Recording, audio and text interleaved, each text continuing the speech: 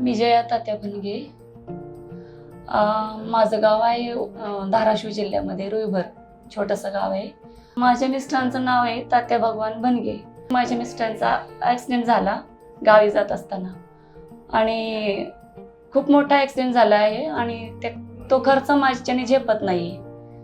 तर मला कळत नव्हतं की मी काय करू, कुठे नेऊ. आणि आता यांना नेण्याच्या कंडिशनमध्ये पण मी नव्हते, कारण त्यांना घेऊन जावं असं त्यांची अवस्थाच नव्हती. खूप सारे फ्रॅक्चर झाले शरीरामध्ये.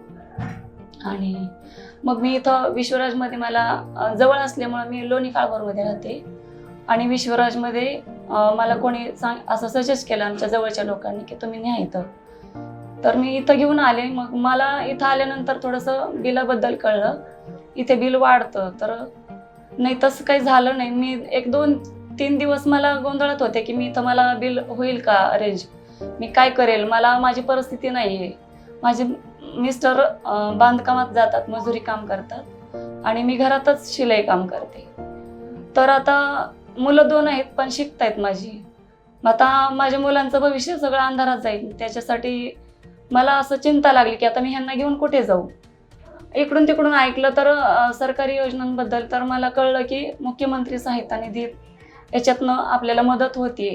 तर मला इथल्या स्टाफनी मदत केली आणि बऱ्यापैकी त्यांनी मला सांगितलं आणि आतूर फाउंडेशन वगैरे अशा काही ठिकाणी आम्हाला सांगितलं की हे तुम्हाला इकडून अशी मदत भेटते. तर मला खूप सारं विश्वराज हॉस्पिटलकडून सहकार्य झालं आणि माझ्या नवऱ्याचं चांगलं आणि बऱ्यापैकी इथे ऑपरेशन झालेलं आहे आणि आता त्यांची तब्येत चांगली आहे. म्हणून मी विश्वराज हॉस्पिटलचे आभार मानते. इथं डॉक्टर आहेत ज्यांनी ऑपरेशन केलंय, सुर्वे सर आहेत. तर त्यांनी चांगलं ऑपरेशन केलेलं आहे आणि मला सांगायचं की ज्यांना पण माझ्यासारखी अशी परिस्थिती अशी कोणावर येऊच नये, ती माझ्यावर आली आहे. आणि जर पुढच्यांना कोणाला काही असं मदत व्हावी, कोणी असं अडचणीत नाही सापडू नये,